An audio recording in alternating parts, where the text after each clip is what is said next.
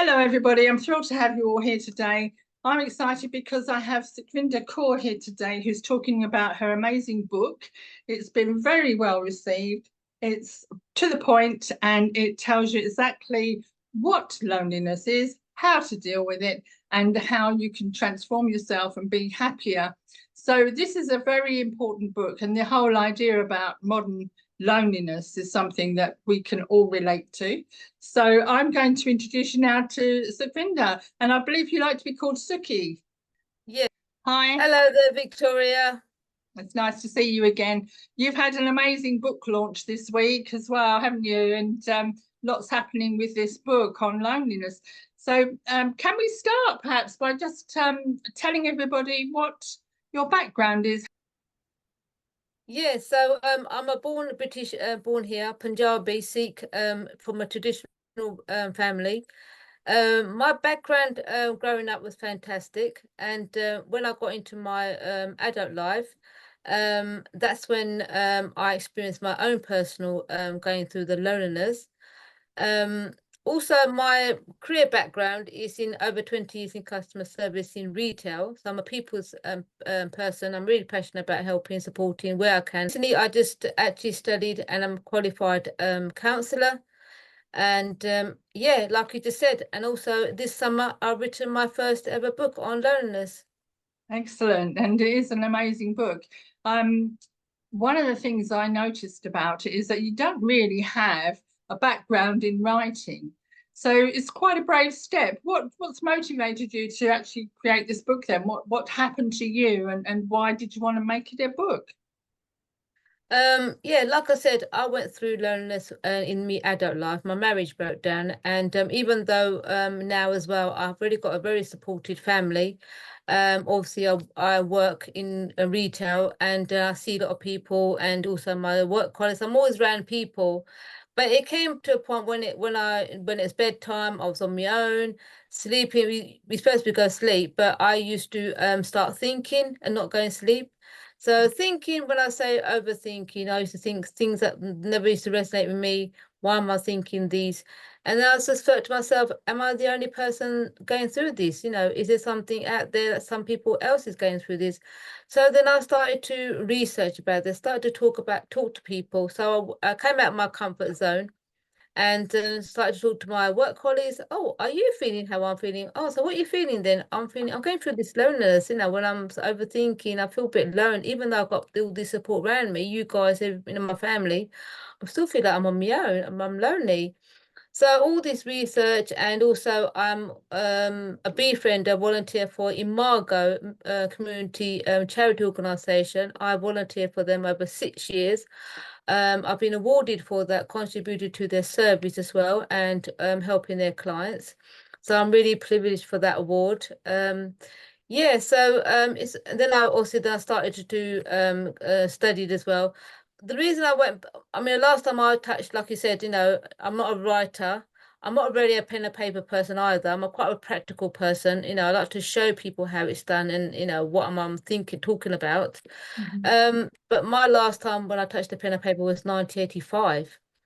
And so when I did this research over 10 years about this loneliness and how I actually picked up how to manage my loneliness and how now I'm living a happier, content life. Um, then I found all these notes gathered up over 10 years. And then I found that it's a lot of a lack of funding out there in the community as well. And not a lot of people want to resonate what you're thinking about as well and understanding. So it's quite difficult to find a group base as well. And it's set up as some like workshops as well. So basically this summer when I recently just qualified as a counsellor, I was thinking, well, I can't find what I was trying to find, but I've done my research. I've managed my own loneliness. Let's write a book. This is the only way I'm going to get this to help people. Let's write a book. So this is this is the book coming. It's a self-help book. It's very important, isn't it, to share what you've experienced, but not a lot of people do that. So you're really coming from a sense of community and wanting to help people. Why is that, do you think? What is it about you that makes you want to help others as well? What's it about your person? Because my background, my grandparents, my parents come from India, and I've always been brought up to help people. My parents, my grandparents, they always helped the community in those days in the 30s, 40s, and when my parents came in the 50s as well. It was a community base, and even now as well, we are, that we're here to support and, help anyone from any background. So I think I've herited that to support everyone. How you going, even though you are going through, even though you might be going through tough challenges in your own time, but still try your best to help support people where you can. Yeah, that's very important. It's interesting how much your background has supported you. But I think what you're saying is that it can happen to anybody, can't it? Because there are lots of things in life where we feel lonely. I felt lonely. I've had lonely times. I think sometimes you can be amongst people, can't you? You can be working or with a lovely family, like you said, and you can still have that time when you are alone with your thoughts. Yeah. So what's in your book? What kind of things have you got in your book for someone who is feeling lonely? What can they look for? So here's my book. That's a lovely book. Yeah. The image is very a visual representation of what it's like, isn't it, to be in that tunnel? So you are the light. How does your book help people? Right, okay, so I've put everything into what helped me manage my loneliness and how I got combat that loneliness. And even though I'm still using those to manage my into if I do feel every time I come back to that loneliness again, I can go back and still carry on using those skills. So when I say skills, I put into a lot of resources of organizations. In my research, I found that people don't even know the first thing about where the services are of lonely people. Is there any services connected to loneliness, for support out there? Also put into like, skills as well, like tips as well, that they can actually try out themselves. Journaling, people don't know what journaling is. It's just like basically just a writing therapy, like writing everything down, into a piece of paper, in a little notebook, all your thoughts and feelings, and then you can sort of read back as well and to understand, where you are, how things are, how things you want to be going forward. So all pouring out from your mind as well, clearing your mind as well. That's very important, isn't it? To get it Mm, out rather than holding on to it, get it out. yes. And Mm, you say there's a list of organisations for people to find, because I know that with times of bereavement, etc. In my world, I only heard about cruise counselling. I didn't hear about anything else. I didn't know anything locally. I certainly, even now, would not know necessarily who to recommend someone. If I know someone who's feeling lonely, I wouldn't know who to recommend them to or where they could go. So that's really important that that's in your book. yes, it's very important. Yeah, like I said, when I did my research, I found that people don't even know if there's any services out there for lonely Mm. people and what are they and how can I reach them. So there's loads of organizations that they can actually pick out. Even they don't want to go to the service, by face to face. They can actually ring up the service from home as well and sit Mm. down and speak to somebody over the phone confidentially So and say, how does it work? Did you mentioned earlier when you were talking about your retail experience? Did you say you're a befriender as well, part-time, yes. as well as a counsellor? You befriend people. How does that work? So yeah, that one's so I work for a charity organization in my community where I live as well. They do a lot of work in supporting people lonely as well. And Mm. if they need any other support that if they can support that person in that time, they will support that. So with that service, they have 6 sessions a week, 6 sessions overall, and it's once a week on the phone within that 1 hour. So they can spend some with somebody, a befriender like myself and my volunteers, speaker to somebody, just a general chit chat, just like a friend, you're talking to a friend. So, but if you find that there's other things that are going on with that client at that time, you can go back to the organisation, to your service when you send a Mm, report back if they need any other support, or you find something other that right. you're that concerning. So yeah, that service they do a lot of work on. There's a charity That's organisation. important, isn't it? To be looking out for other things. The other thing that comes to mind is that people, when you're lonely, it's like being in an abyss, like it's never ending, like you've got the image of a tunnel. It's like you're in that darkness and you can't see the end of it. Um, and I think having that weekly call, then having something to look forward to is important, isn't it? Having markers that we can look forward to get us through the next day, the next hour, the next week. You know, so that's an important practice. So what else do you have in your list, in your toolkit, if you like? What else can people do to help themselves?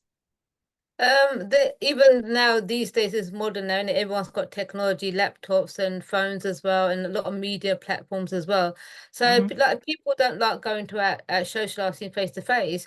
They can actually set up groups onto their WhatsApp groups, get people together, and also they can set up some groups on their media, Facebook, Instagram. A lot of TikToks going on these days. Any media that you feel, even that you could set up yourself as well and get some friends and the people that you know, or get people to join your group as well. So it's just that bit of it's a starting that point for communicating with somebody as well.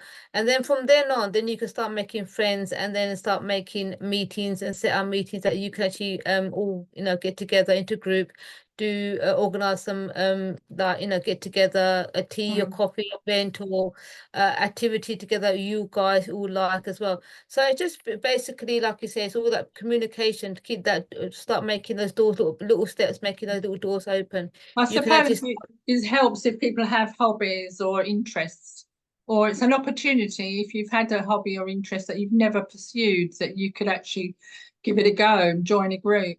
So when you're talking them, obviously older people aren't necessarily comfortable with a lot of technology, and also young people who have too much technology can feel very lonely and isolated, even though they're on their machines. And of course, very young children can feel quite lonely if they're not feeling loved. So I think you said you worked with adults. Um, is there anything in your book for other age groups? yeah, so there's all different kinds. This book is actually for all the ages. So anybody's like, 16 plus, 25 plus, even the early 50 plus, and then beyond that 65 plus. This book is for everybody, all the ages, because like I felt that loneliness can affect in any kind of your life, any time of your journey. It's not about the age. It can happen. It's a journey. Life is a journey, and loneliness can affect any part of your time in that journey. So yeah, if you don't want to communicate from your technology, like you said, people have, elderly people, then they can seek out, organizations out there. Mhm. Larky Mug, when I'm with Befriender, they can actually connect from there as well, refer themselves. They can do their own referrals to these organizations Okay, and get connected services from them as well. Yeah. that's interesting. So how do we know if we're lonely or if we're depressed, or is all of it entwined? Does it all lead to the same thing? Um, does illness lead to loneliness? Does depression lead to loneliness? How do we know symptoms of loneliness? Well, it can happen anytime. I mean, if somebody's having someone's passed, their close one's passed away, and they're going through grievance and they've got nobody else. That person was their everything, now they're gone. They're not here no more. And that Mm, could sort of start feeling lonely as well. They feel lost as well. They don't know what else to do. They've always been there. Some young people, they go to university and they're gonna goes to another location, and yeah. then they're gonna, completely going to leave their comfort zone, their family, friends, the community sector as well, Mm, and they can affect to lonely as well. children when they go to school, they find it, children might find difficulty, 12 plus as well, making friends as well, and they're always loneliness. And even when somebody's worked in one place organization all their life, 35 years, into that, and they're getting ready for their retirement. Yeah. And all of a sudden, when they get to their retirement stage, they might be the only person at home. They might not have no family or friends. All they had was this going to work in the morning, and their colleagues and their friends there. Everything was there. So that might feel that lonely as well. Then what they're going to do after they're retired, they weren't going to go back to that same place where they've been for 35 years. So loneliness can affect in any time phase of your life and any kind of circumstances as well. And I suppose loneliness, I know for myself, when I was very lonely once after a bereavement, I had children that went to bed early, and I hit the fridge and the cupboard, and out came the sugary foods and the fizzy pop. I didn't drink alcohol, but I did have fizzy pop, ice cream, cakes, biscuits, and of course that leads to ill health, doesn't it? So you can see that loneliness would also sometimes lead perhaps to unnecessary medication or alcohol. Perhaps the image of a lonely person is somebody who's quiet or introverted, and that's not true, is it? No, it's not true. Like you said, my personality is outgoing, bubbly, always like to, chat to people, like to know what's going on as well. And then my personality shows as well that, everything is from my heart, and I'm a cheerful person. But you don't know the inside, because mental health, all the disability, it's a disability, it's a effect for your mind when we start thinking, and that's when all starts anxiety, depression, and other health issues come across. And the mental health disability is not shown, it's hidden. So we have to be really careful and mindful, when we come across people, what we say as well. Because we That's don't know that, interesting. yeah, What sort of thing should we avoid saying? What's not a good thing to say to someone? just be careful, just be aware of their body language. Body language is a really good way to assess before you speak to anybody as well. Because like I said, mental health is in the mind. It's a hidden disability. It's a hidden illness as well. Mm, And that's leading to, all other kinds of things, especially loneliness. Loneliness is actually a killer from other mm. diseases as well. It's absolutely, a killer. I think also it came to mind then that sometimes people neglect themselves, but other Mm. times people put on a face, don't they? They put on a humour. They can be the life and soul of the party, but you catch them looking away. Sometimes they look very sad. So it's things like that, isn't it? Yes, yes, yes. Yeah, all body language, if you find someone, in a different way that you don't normally see them any other time, that could Mm, be something that you might be, experienced, they might be going through something. So it might be sometimes you might be you want to ask them, but ask them in a nice sort of way, approach mm, them. You can ask them. It's a good way to ask them, because you might be the first one or the last one that you've asked them. Say, yeah, okay, I've got this problem. So opening up is really, really hard for people these days, and mm, trusting people as well. So we've got to be really, really mindful of what we're actually mm. giving out as well before we actually say something. I think that's quite important because quite often there's two things happening. One is that the person doesn't want other people to see them being vulnerable, and they might hurt them, make them feel worse. So they try to protect other people as well. They might protect their children or the parents, not wanting other people to know that they're vulnerable and feeling that way because they're trying to protect people. But also, like you say, I think it's important to maybe you're the first person who's noticed, and they Mm. have been putting on a show for so long that they feel nobody cares because nobody's noticed. And then when you're perceptive and you've watched and you've looked and you've listened, you might be the first person who's had that kindness to see beyond what they're showing and the person inside. And I think that's very touching. And I think when you're befriending people, and especially and your book can do that, it can say to people, well, I see you, I see what you're going through, and I care. And I think that's very important in your book. And your heart does come through. Yeah.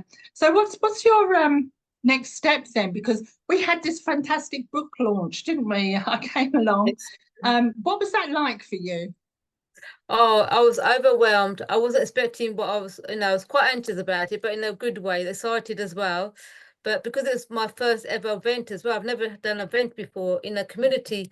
So it's my Uh-huh. first time. So I wanted everything to be like right, okay, for everyone to enjoy it as well and Mm. go happy as well. Come happy and go happy as well. But when I saw it, everybody came and, I was overwhelmed. I'm really grateful for that. I wasn't expecting. But it was a surprise as well. Yeah, The it's really turnout good. was very good, wasn't it? It was very Yes. good. It's one of the best book launches I've been to, and you had some dignitaries that you invited who came along because they thought the subject of loneliness is so important. You had some important people there. Who were they?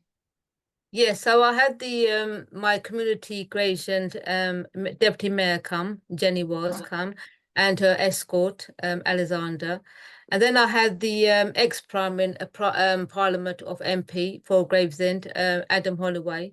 And then I had the present MP, Lauren came from Gravesend. And then I had an entrepreneur businessman, Tandy Verdi. And then you yourself as well, yes. Well, it was Amongst a my pleasure. family and friends. Yes, amongst my Yeah. family and friends. Yes. Yeah, and you had a raffle. I love that little child. I couldn't remember his name afterwards, but he was so adorable and he picked out the winning ticket for a free book. That was a great idea. Yeah, Noah. Yeah, he's a Yeah. cheeky. He's And really also, cheeky. you did have children there, which I thought was nice because quite often book launches don't involve children. They're often quite a professional situation, or it's an evening do with champagne and things. And they can vary the types of book launches, but yours was very much one for the community, wasn't it? And families and children. It's wonderful. Yes, yeah, like I said, it was for every age. And the book resonates as that as well. The book was resonating that as well. It's for everybody. Mm, Loneliness can happen from your childhood while growing up as well. And then you take that with it into your adult life and you carry that on your shoulder, mm. from your journey. But, you don't know how to leave it behind, get it off your shoulder. So Mm. this book is really good though because, like you said, all the ages community The came, and it was really teenagers. Yeah, there were teenage. teenagers there, and I thought that Yes. was quite important because they're Mm. very vulnerable, aren't they, at the moment? And you seem to sell a lot of books as well. I know you had an offer on, but you did seem to sell a lot of books and you did a lot of book signing. Yeah, Was yeah, that yeah. fun? That was really fun. Touch and to touch. I was quite touched. Yeah. And you had to make a speech. Yes, I And you don't did know. really well. I don't know what I was saying. I was quite nervous. Hmm. But Yeah. again, you pushed yourself out of your comfort zone. You organised it really well, and everything went very smoothly. And I think a lot of people were surprised at the dignitaries that turned up and came along to support you and your book. It was very Mm. well received. Hmm. Yeah, yeah. Thank you very much. Yeah. I'm really, really grateful forever. Yeah, that book launch. I'm never gonna forget that though. Yeah. So how did that make you feel as a person who didn't really plan a book? I mean, I think it only took you a few months to get your book up and launched, didn't it? So how did that whole thing come together for you and make you feel? I think I'm still in the shock zone at the moment, I think, because this book is here and what am I doing? This book is actually here. The notes are still in my cupboard. Those 10 years notes I'm still gonna keep, but it's all in the book. And you've When been doing lots of interviews, yeah, haven't you? You've been on the radio and podcasts and magazines. It's amazing. Well done. we had a really good time, very good time. We're still Excellent. talking about it. And people who are depressed or feeling lonely often don't want to read a big book. It's a very succinct book about right to the point. This is what it is. This is what you do. This is what you're expecting to happen. This is how you can feel better. So Yeah, wonderful. Well done. yeah, So yeah. can you give us the title of your book? And Yes, yes. yeah, And the book is called There is Light at the End of the Tunnel of Loneliness. that's an excellent title. Yes. And have you got any thoughts to leave us with as we finish? Can you give the audience something to think about? I just like to say I want this book to be a powerful beacon of hope reminding you all that even in the darkest of times, there's always light. Oh, that's so true. And that's what we must all hold on to. That's fantastic. So you've got a website, Sukhvinder Kaur. Sukhvinder Kaur, author.wixsite.com/home. Brilliant. I'll put all the details into your descriptor of the video. You'll be able to find out more details about the book. And please do buy it, because all proceeds, all the profits rather, go straight to mental health charities, which is very close to your heart, isn't it?